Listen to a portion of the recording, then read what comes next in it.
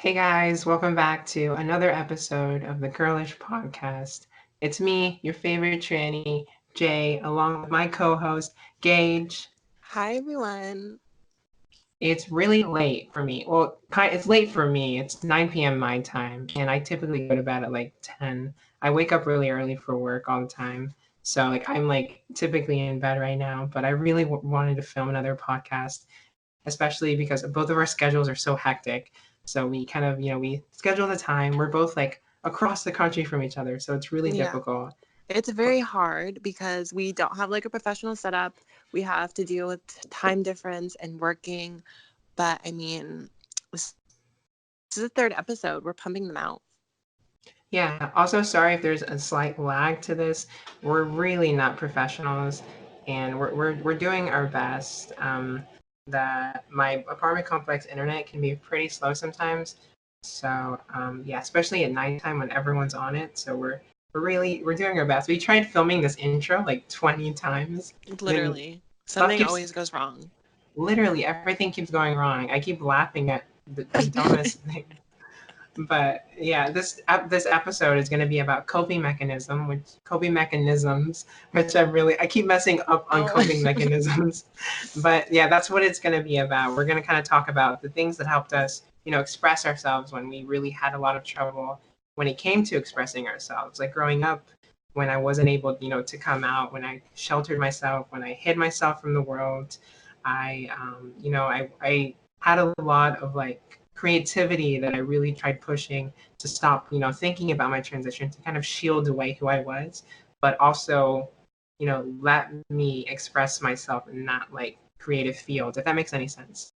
So I hmm really put a lot of like energy into like my hobbies in order to like live my life in a comfortable way for that time. Like it helped me during that time period when things were so hard, things were so dark.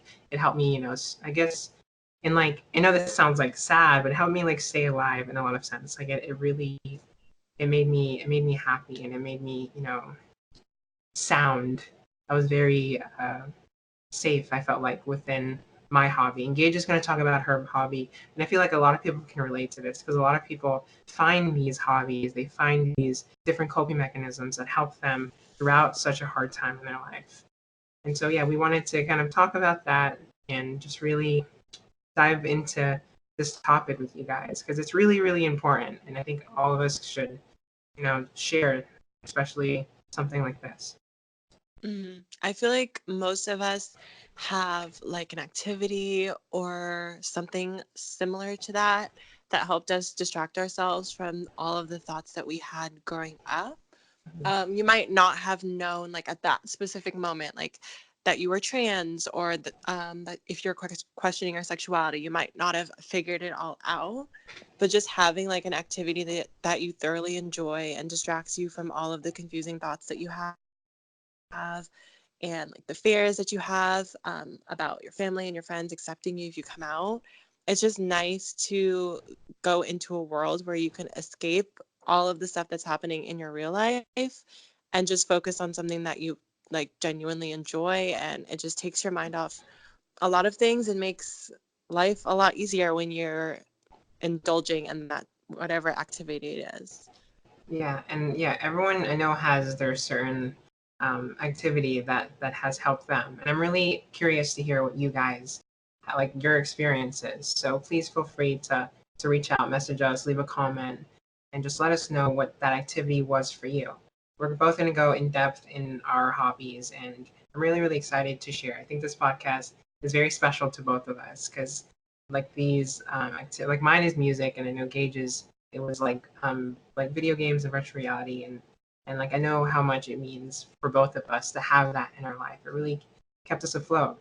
So yeah, before we jump into this, I want to kind of ask Gage like how has her life been like recently? Like what are some new things going on in your life? Is there anything trans related that you're kind of dealing with right now? I just want to have like a current like event like mindset, I guess. hmm Yeah, well, recently I have been actively looking into pursuing all of the surgeries that I want to get. I am very fortunate to work for a company that has really good health insurance and like coverage and all of that. So I'm trying to take advantage of that, get some surgeries.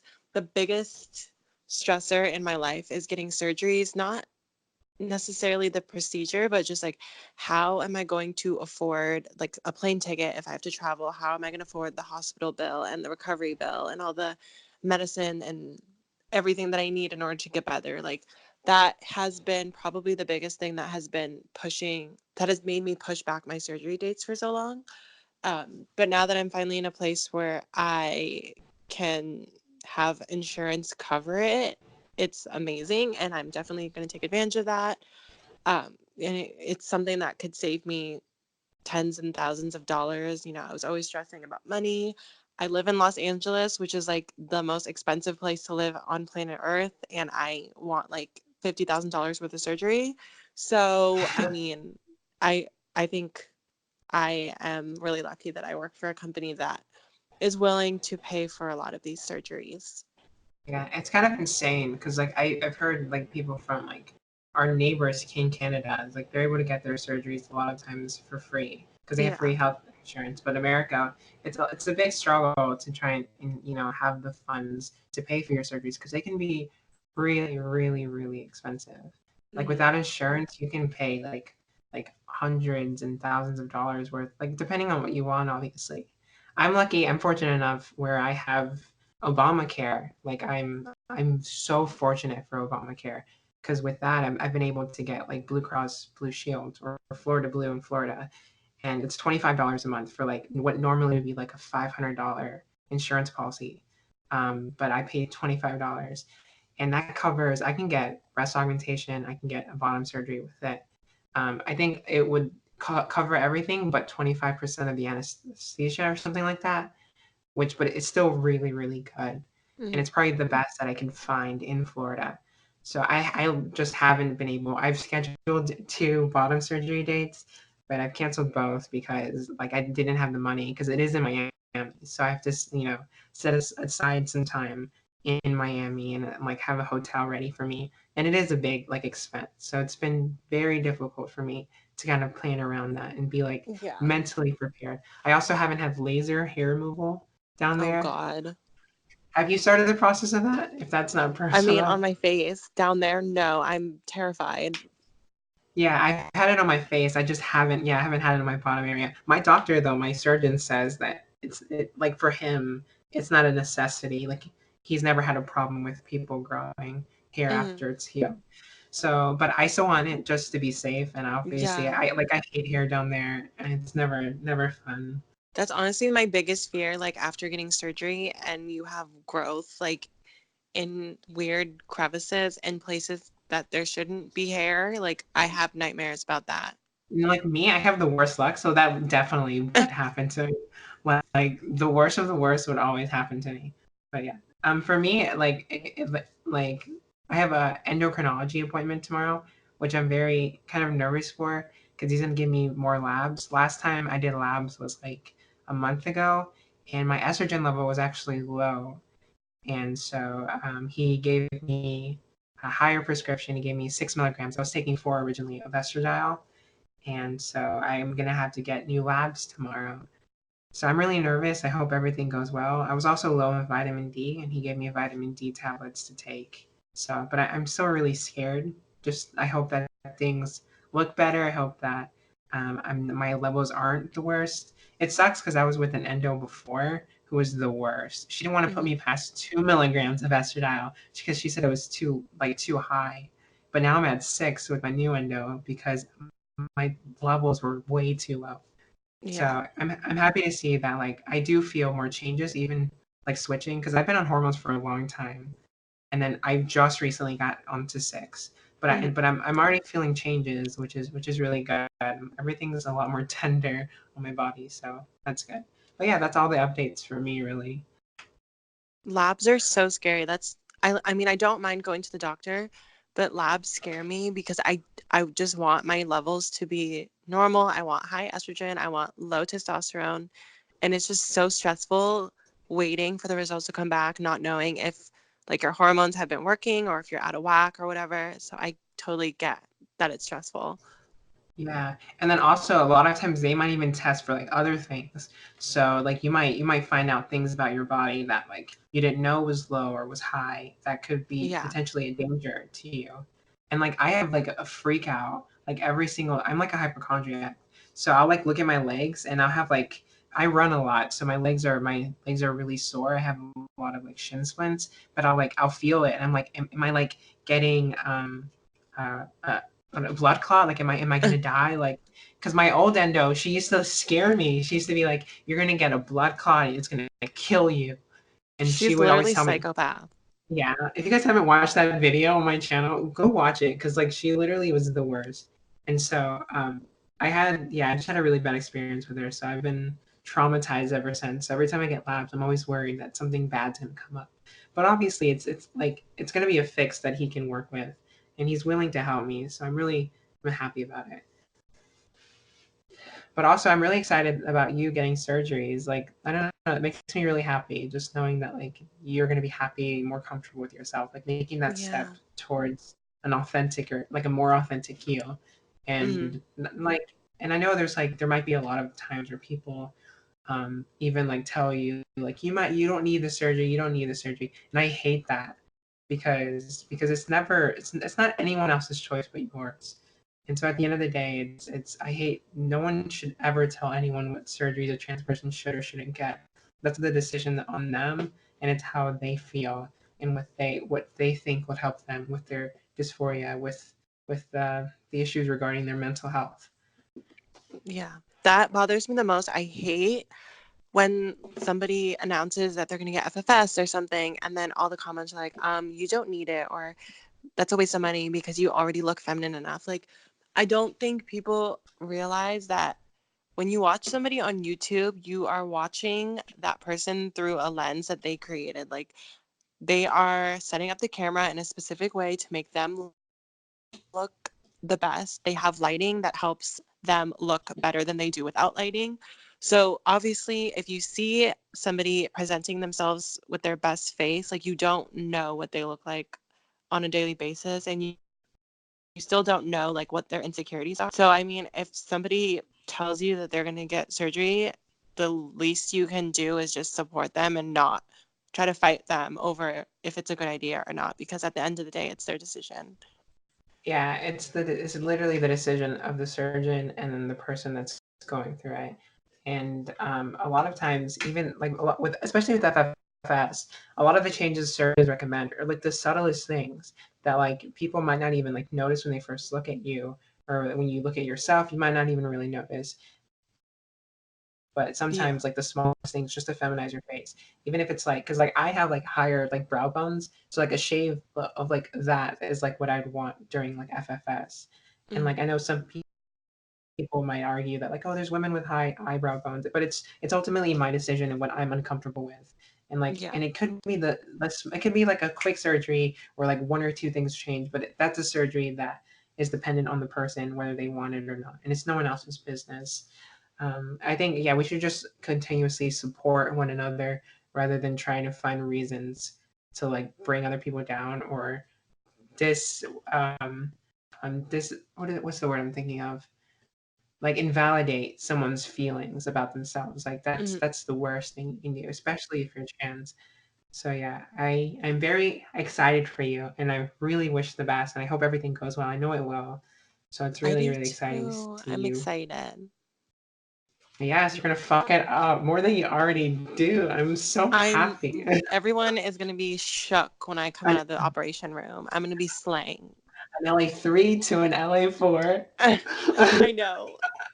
I No, I'm literally kidding. feel so insecure being in LA because everyone here is like an 8 or above. And it might be due to surgery. I don't know, but they are fucking pretty, and that's all I know. So Well, surgery's coming up, so you don't have to worry about that. I know. True.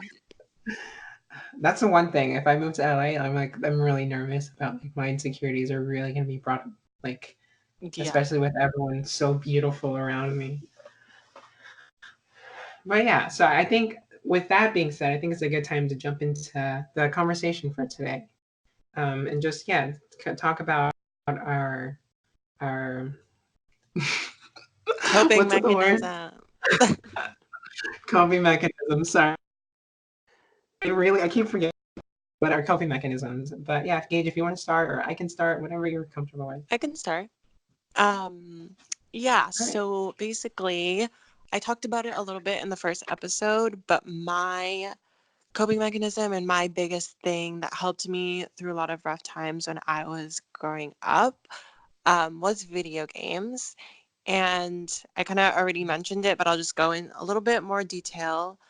So basically, when I was growing up, I was very quiet and shy, and I didn't say much. There's a lot of reasons why I was shy and quiet, mostly relating to the fact that I knew from a very young age that I was different. I didn't necessarily know, or I couldn't pinpoint what I was or what I identified as, but I just knew that I was different from like the heterosexual cisgender mold or box that I was supposed to be fitting into.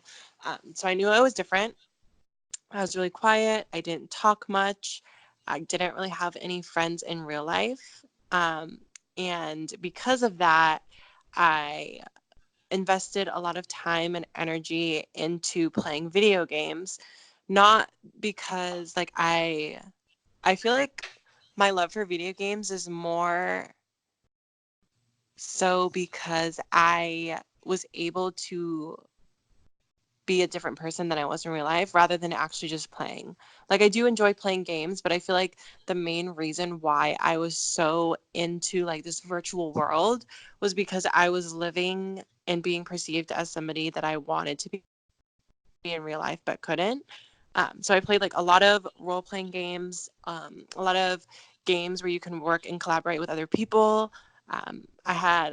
I was like really popular online. I'm not even gonna lie. I had a lot of friends. Everybody loved me. I was good at the games, and like it was a time where if you were a girl online, you were literally a queen. Like everybody was obsessed with you, and obviously I was a little boy in real life that was insecure. So like the second that I got a bunch of attention online, I didn't know what to do with myself because I was like, oh my gosh, I've never felt this before.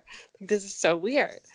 Um, so yeah, I video games kind of became like my sanctuary because I was able to express myself in ways that I couldn't in real life. Um, I was like really into WWE growing up.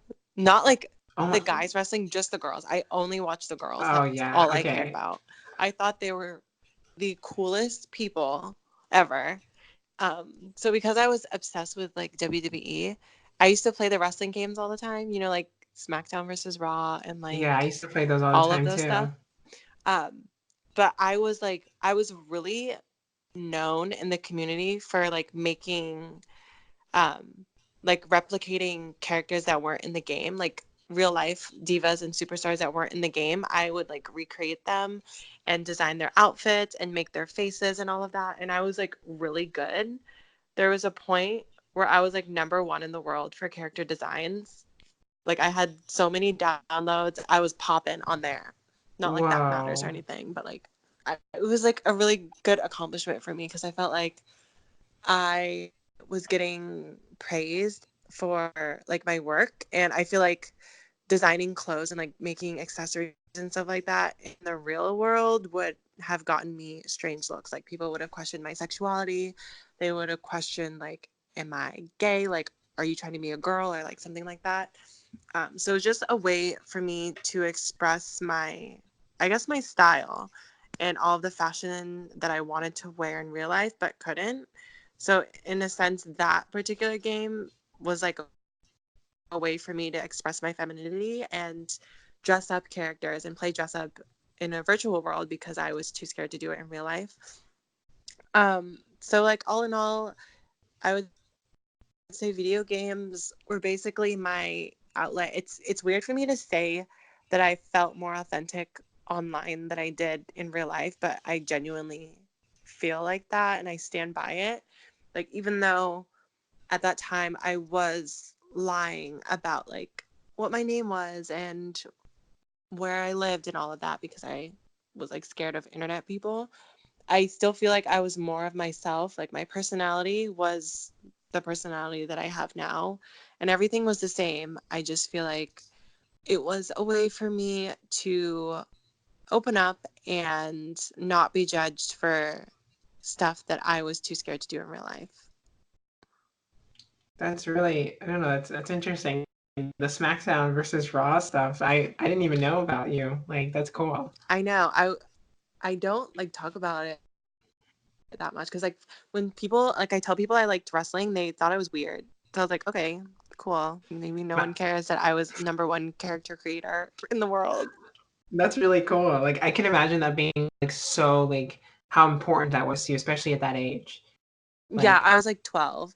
I had yeah, like so everything's a big thousands of deal at that reviews, time. thousands of downloads. People loved all my stuff. I would get like messages on Xbox of people saying like, "I love your designs. Can you please make this character? Or can you please like design me this?" And I was like, "Oh, I'm a fashion designer." That's so cool. I remember like playing the games growing up. You know what I remember the most about those games? The 3-Day Grace like songs that used to play on them. Like, because there was like I don't know, like you can I don't remember. I remember my cousins were really into it, and then Yeah. so like my friend or my cousins were really into it. So I would anytime I'd go over, I used to play those games with them all the time. But it's really interesting to see that like I don't know. It's almost kind of like you were like what really impacted you in a sense. That really was a way that it made you express yourself Hmm. for like the first time, and like that's really cool. I wish my story was like an exploration of my femininity because a lot of times it was more of me trying to like repress my femininity almost like especially like with me growing up. I was like really into music. So when I was young, my mom and dad split up. There was like a lot of a drama. My dad cheated. Like it's just a lot of drama for a 4-year-old to go through. So my parents split up. I kind of witnessed a lot. And so my mom was going through a lot because her dad also died around that same time. And so like seeing her like really really upset, but then also her getting really emotional because like a song came on and like it made her really there was like this one song I still remember it's a Simple Plan song. It's called Perfect, and it used to make her cry so hard. So like ever since like I saw her moved by music, I wanted to dedicate like my life to moving people, to making them feel like something with my music. Like I saw that impact on my mom and it made her happy. So I was like, I want to do this with my life. And so growing up, I really tried dedicating a lot of my time. I learned guitar. I started writing songs. I've been writing songs for a lot. I wrote songs for my mom when I was a kid, and I started writing songs for other people. Anyone that was like going through a rough time, I would write them a song. It was so kind of looking back, it's kind of cringy, but like I really, I was going through a lot inside, and like especially like knowing who I was and coming to terms with who I was. But I really tried so hard to repress it. I just was like, I need to think about what other people are feeling, and I want to help them. I want to help them. So I continuously like suppressed myself and just like made a lot of music. And so I even made a band in my freshman year of high school called The Art That Changed Me because I was so obsessed with the idea of like music changing someone or helping them or influencing them. So I really devoted like a lot of my time into like helping others and never really allowing myself to like express myself through my music. I would always like write songs for other people, but never write songs about myself, if that makes sense. Hmm. So I always wanted to like if someone was sad, I write them a song to make them happy and stuff. But I never like expressed my like femininity through my music until like after coming out. It's when I started writing about my transition and stuff, which yeah, it's kind of sad thinking back, but at the time it did help me kind of get through a lot, especially when I was going through nights where I was really dysphoric. I used to stay up on school nights till like 3 or 4 a.m. I would stay up and I would play my guitar and like sit in the dark. I would get so sad, but I knew that like if I wrote a song, then it'd cheer me up. Even though it would never like really help me fully, I knew that for that time period, it would really like just make me think about something else. So it's a really like a good way for me to avoid like the big thing that I was like of like my transition. It was like trying to make me forget about how I was feeling. But ultimately, obviously, you can't hide from yourself forever. And then I had to, kind of face the reality and then come to terms. And I started communicating and talking with more people and then helping, like, to help me understand myself more. And I started looking more stuff up. But yeah, but I fell in love with music and that, like, that whole process. And I, like, really wanted to be, like, involved with bands and stuff, but I didn't have like a lot of friends either. I was like very much a loner. I'd always cry to like my mom and stuff about like I don't have any friends. Like I'm so like lonely, and it was like I had a really tough childhood, and so I was almost always alone. I would go to lunch in like middle school, high school, and it was the worst time because I didn't know like where to sit. I would always sit alone because I was always worried about getting too close to people because I thought they'd like clock me. I thought they'd figure something out. They'd think that I was weird. They'd make fun of me for being feminine or like call me gay or something. And I really didn't want anyone to judge me. So the best thing to do was just to avoid everyone. So I went to music, but through music I did find a collective group of friends, and I made a few bands in high school, and it really did.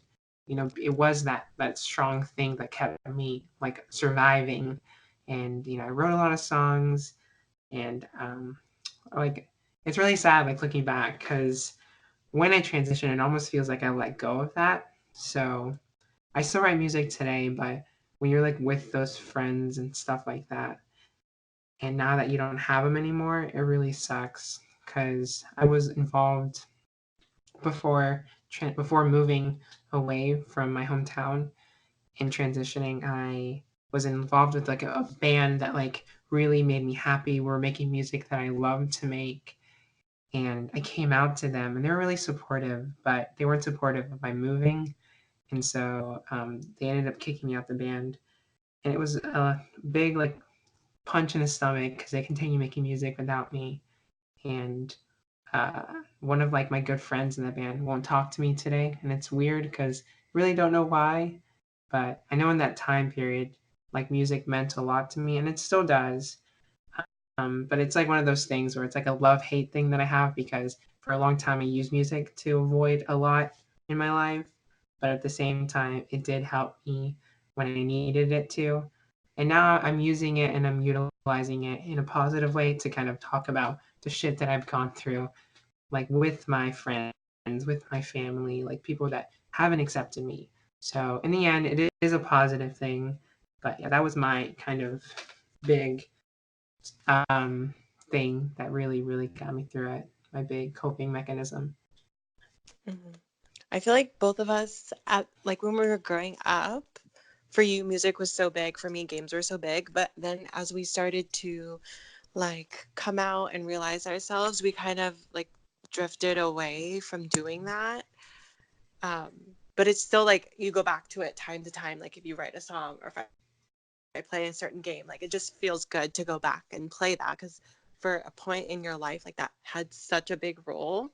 And now that you're older and you've started to figure things out and live your life authentically, it kind of like got put on the back burner, especially since we're adults. Like obviously we have a lot more time as kids, but it's something that we don't do often, but it still holds a really special place for us, I think. Yeah, it's definitely one of those things that your heart can't live without. Like I tried giving it up for, like one time because I was like, it just makes me more sad than it does happy. Especially because I have a lot of voice dysphoria. If you're a trans woman, hormones doesn't really affect your voice, so you have to go through a lot of like voice training, extraneous like just different things to do, like to just help improve your voice and make it sound more feminine. And I Mm-hmm. used to be a singer in my bands, and I used to write a lot of my songs, and my voice used to be a lot deeper than it is today. So it's been a battle. I really have gone through a lot. So I wanted to quit, but obviously it's been such a passion of mine for so long that like I have to go back. But yeah, like you said, it's like in the back burner because like no one teaches you how to like adult and also transition at the same time. And I feel like we Yeah. had to like deal with that. That's like two major like events going on in your life, like learning how to be your own person, but then also having to like be a brand new person in a sense, like expressing your femininity, finding yourself, understanding like your style and like everything about that, but also like understanding what it means to be an adult, to live, pay your bills, and like be your own person in society. So it's like it's really can be difficult. Yeah, because like we're adults, we're 20, we're in our 20s, we have to pay rent, we have to pay for medical expenses and all of that. But at the same time, like we've only been transitioning for like 3 years. That's basically like you're still going through puberty. Yeah, So it's like you're an definitely. adult, but at the same time, like your body and like your hormone levels are fluctuating as if you're like a 17-year-old. So it's like that whole combination of things is so difficult to deal with at times. Yeah. But it is good to like know that we both had that one thing that helped us. And although it might not be as prevalent in our life, yeah, like you said, it does hold a special place, which is really cool. It's like really cool. And I'm very happy to have it. Today I think I'm a lot stronger than I was like a year or two ago when I was really upset at it. But I ultimately think it was such a beautiful thing and it really helped me get through the hardest part of my life. And I'm very, very happy that I had it. I also played games too when I was younger, and I wasn't as active, but I used to do the character development like in Sims or Hmm. Oh or my like God, The Skate. I would always. Sims. I love The Sims. It was like such a. Although the outfits were awful, Yeah, I'm like sorry. the Like the first couple of Sims games, all my characters were busted and ugly because like they literally didn't give you any options. So like you don't have a choice. yeah, I re-downloaded Sims 2 recently, and there's like the clothing options are the worst. It's like I have to choose Literally. between like the two ugliest, like maybe because it's 2002 fashion or early 2000s fashion. So Yeah, like I can't judge it too hard, but still, it's like what the heck. I know. But yeah, but with that being said, I'm happy to hear that like I don't know we both have like similar experience, especially like growing up when with like I felt like we're very isolated from a lot of Yeah. people. But yeah, also, but talking about video games, I don't know how to make this transition any smoother, Oh my God, this but is a we, perfect segue. So, since I was talking about video games, we were also talking earlier about the trans woman that like flipped her shit in a GameStop after she got misgendered. And we just kind of wanted to talk about that a little bit because I feel there's a lot to unpack. It's a very interesting case that I think we should dissect together. yeah, so we rewatched it like right before this podcast, and I got so like visibly upset. It like it took a lot out of me, like not to like laugh, not to like be really angry. There was a lot of emotions going on. And if you guys haven't seen the clip, I'll edit it and I'll insert it here like the YouTube for YouTube. I'll put the clip here if you guys haven't seen it or just a small clip. We're not doing credit. You're gonna give me my fucking money back. Excuse me, sir. There's a young man in here. And you want Excuse me, it's ma'am. It is ma'am. You. No, you said sir. Once again, it's ma'am. I actually said both of you guys. It was in general. Right beforehand, you fucking said sir. Sir? Okay. Motherfucker, take it outside. If you want to call me sir again, I will show you a fucking sir. I apologize. Motherfucker. I apologize now. I need your corporate number. Because I'm going to call them and talk about how it's misgendered several times in this store. I apologize for that. I need your corporate number now. Get it for me now. Yes, get it for me now. I'm asking you to stop Get it cussing. for me now. I'm not cussing. I'm not cussing. Okay. Get me the damn number now, please. Ooh! Ma'am, I apologize. Ooh! I apologize, ma'am. I will get you that number right now. But essentially, yeah, this trans woman flips out because she was misgendered at a GameStop, and oh my god, like I want to feel bad because like I've been in a situation. Obviously, like passing was such a difficult thing, especially early on in your transition. It can be really hard, especially when you want to, express yourself. Maybe you're scared to express yourself, but like to start hormones, your doctor wants you to be full time. That happened with me, where I was really scared, but my doctor wanted me to be full time. But for a long time, I would say even for like the first year, I would get constantly misgendered, but I would never, never act in that type of way. That was insane. Yeah. I I I'm like torn because I genuinely know what that feels like and it sucks. Like whenever I got misgendered, I mean, I didn't start like presenting as female until I was positive that I could pass because I was deathly terrified of getting clocked. Um, so I know how that feels, but at the same time, I think there is, I don't know. I guess it's just from experience from me transitioning, but for me, it's very clear for me to tell if somebody is transphobic or if somebody genuinely doesn't know that what they're saying or what they're doing is. And I think that like being able to discern between those two things takes time and experience, like transitioning and being talking to people and interacting with people.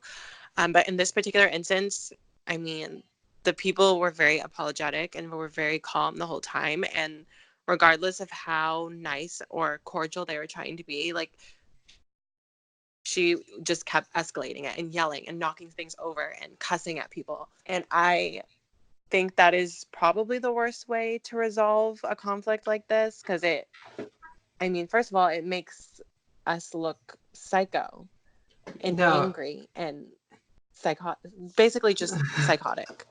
no, it really like I don't know. So I like you, I have like a lot of feelings about this because like on one hand I feel really bad, and I was mad at how like because I first saw it on Twitter. I was mad at like how a lot of people on Twitter responded to it.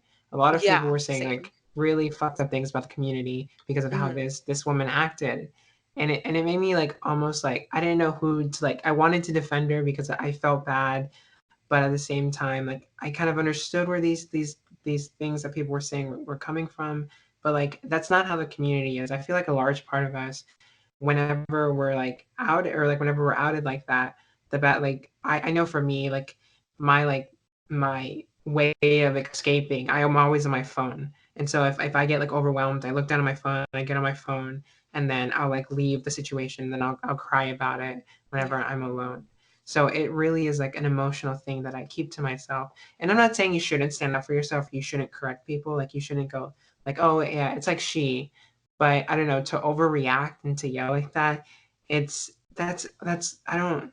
You're putting this poor person who's like working, probably getting paid the shittiest amount, like through like this hell because like they have to like it's like almost like I don't know if you've ever worked customer service, you understand like when the customer's angry, it's like you kind of like break down. Like you don't like it's really hard to handle because you have to act a certain way to meet company standards, and it's like I can imagine how difficult it was to be in that situation. Plus like the I don't know, it was kind of problematic when she kept saying like I'll show you a man or whatever, Yeah, and like throw exactly. stuff around and like be abusive and like making a mess in the store that the employees are going to have to pick up. Mm. Like I understand that you're misgendered, but that doesn't give you an excuse to be just a total fucking like asshole. Yeah. Like you're really you're creating a situation that these kids are around, they're seeing you like be like they're terrified, not even because of your gender or anything, just because there's a person in the store that's going crazy. Like Yeah, it literally doesn't matter if you're a man or a woman. Like if you are kicking things and yelling, it's the same effect. Like people are going to take it a certain way. And I felt bad when it came out because I did, like I saw it on Twitter too, and people were saying like terrible things about her specifically, some about the trans community, but mostly about her, like criticizing her appearance and her voice and all of that, which I felt bad for. Like I don't think anyone deserves to get yeah. attacked like that. I can't imagine what that probably felt like. But at the same time, I think we have like a tendency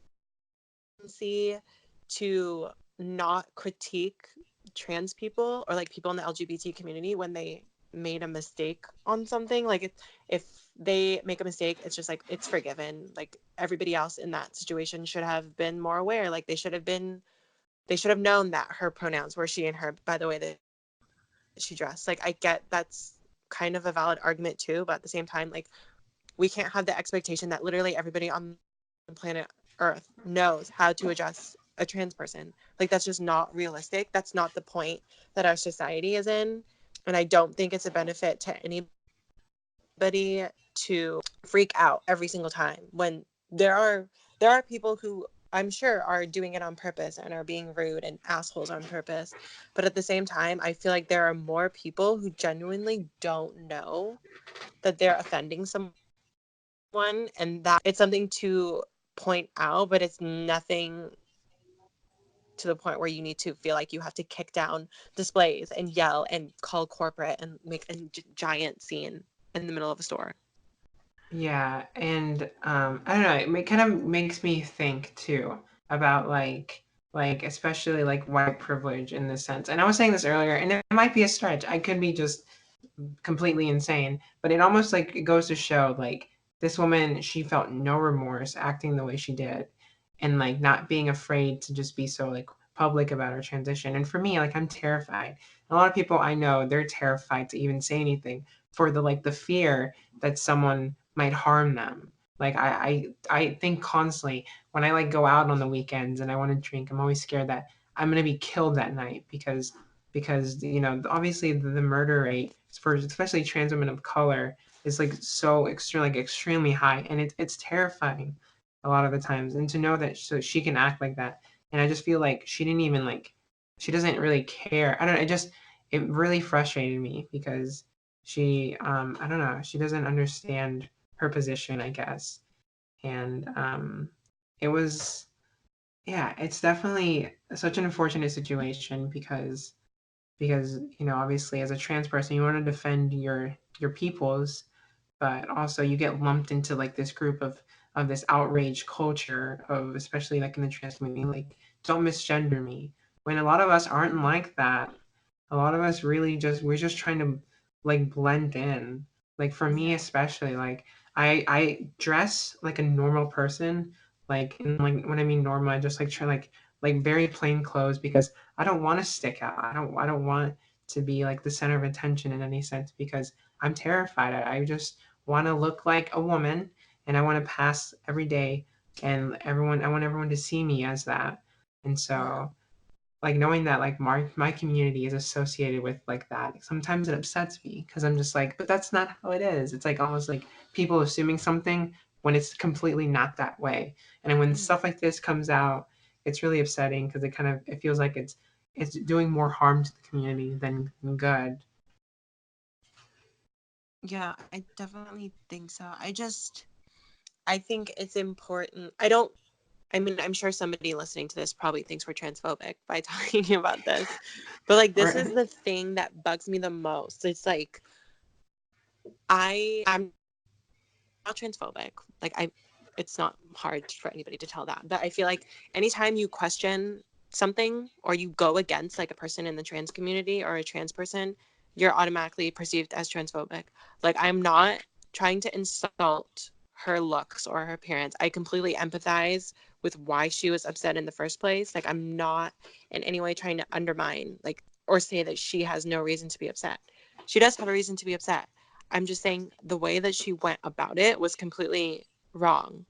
And I don't think that just because I'm trans, I should stick by her and say that she's perfectly fine when I think that she made a mistake. And I mean, I don't know.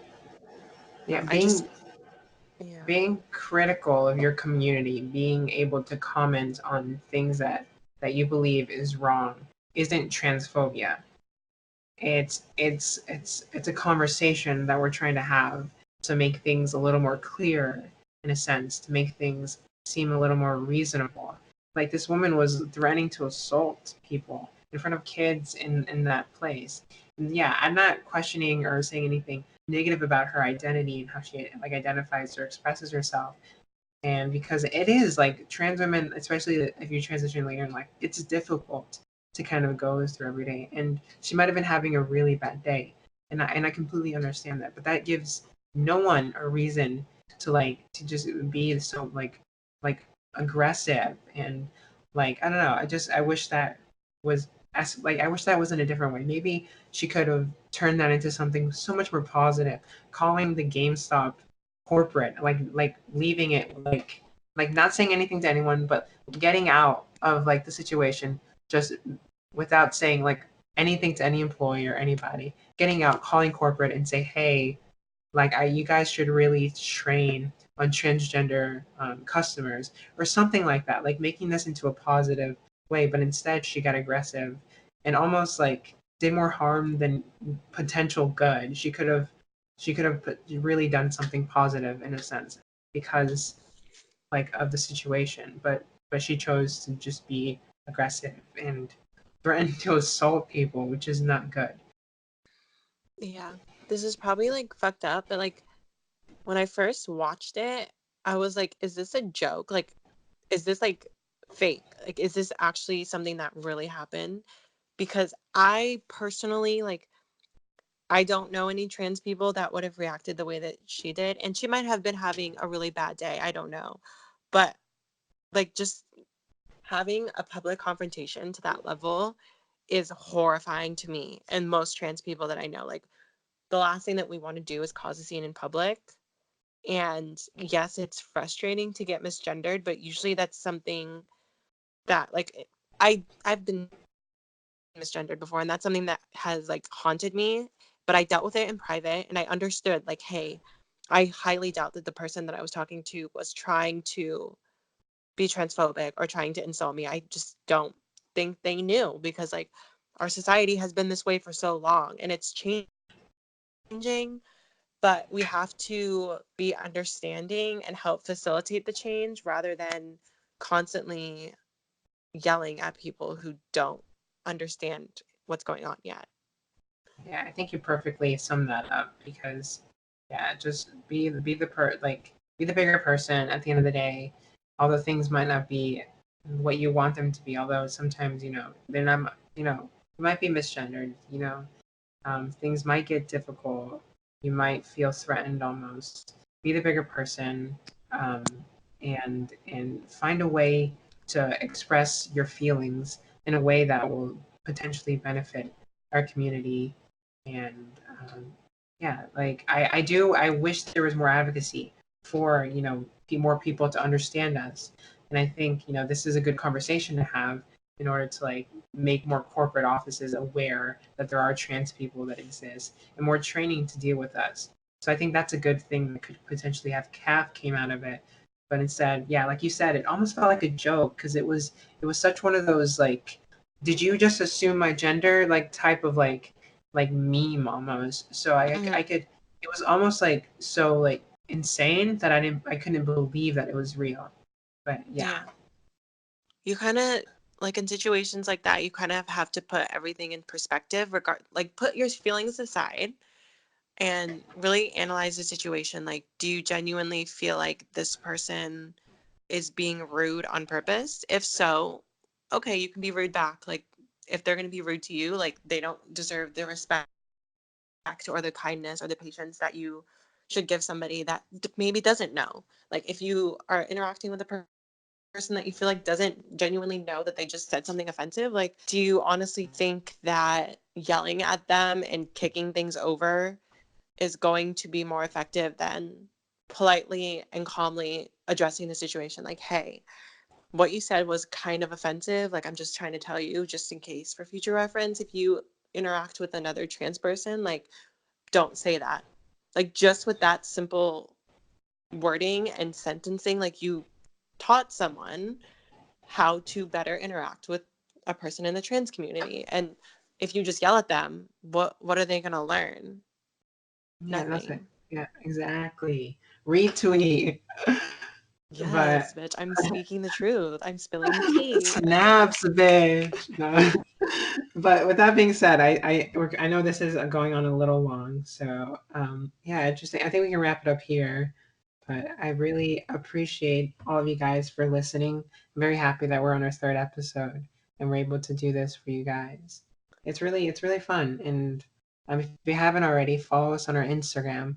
It's Girlish Podcast to get any updates on when we post a new podcast. We don't really have a set schedule of when we upload, mostly because it's difficult working around our schedules. So we just kind of try and post them whenever we can. But Yeah. yeah, so follow us on there to get any updates. And obviously follow us on our Instagrams. We'll leave the links down in the description of the video. I mean, but you guys know us. It's Jay and Gage. Subscribe to us on our YouTube channels. And if you have Yeah. any ideas for any future topics, please feel free to message us. I also kind of just want to touch on our name. I feel it in my gut that somebody is going to comment that it's transphobic. I can just feel it. I can feel somebody saying like, so are you saying that you're not actually girls because you're trans? Like, I just know that somebody is going to take it that way. And I just want to clarify.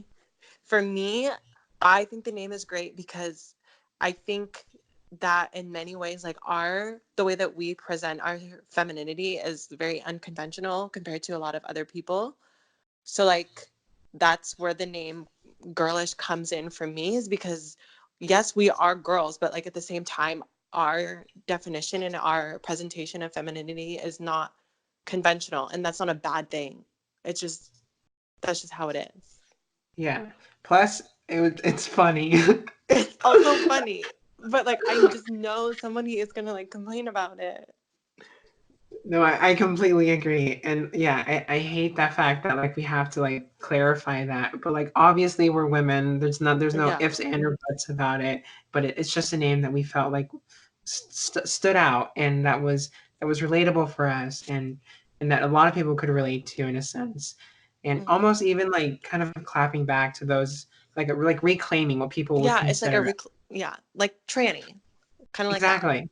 And we'll talk. We can go like more in details with like slurs and stuff like that in We another should. episode. And I definitely want to. But yeah. So don't come for us. We're doing Don't. our We're not best. transphobic.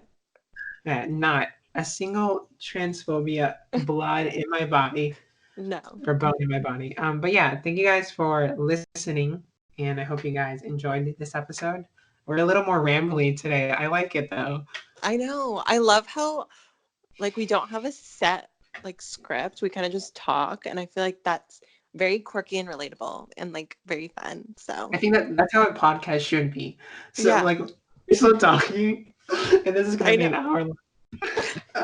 I don't want to hang up. This is like an actual conversation too with like two And that's friends. what So it's like supposed to be. It's like a conversation. I don't want it to come across as, hello, this is our topic. We are going to talk about this for 10 minutes and then switch. Like, I feel like that's boring. yeah, like we text each other throughout the week, but we don't really like talk with each other until we get on the podcast and we start Yeah. the So we're just like conversation. letting everything out that we've been holding up inside. And it's very Exactly. therapeutic. But yeah, thank you guys so much. I hope you guys enjoyed this episode, and just wanted to say, yeah, just thank you. Yeah. Thank you guys for listening. I've been getting a lot of comments and stuff regarding the podcast and how it's fun for people to listen to. And that's like honestly what we wanted. I think it's kind of scary like starting a new project like this, but I'm just thankful that we have people who are interested and are entertained by what we have to say. Yeah, so with that being said, hope you guys have a wonderful day, and we'll see you in the next one. Goodbye, Yes. all of the people. See you Bye later. everyone. Bye.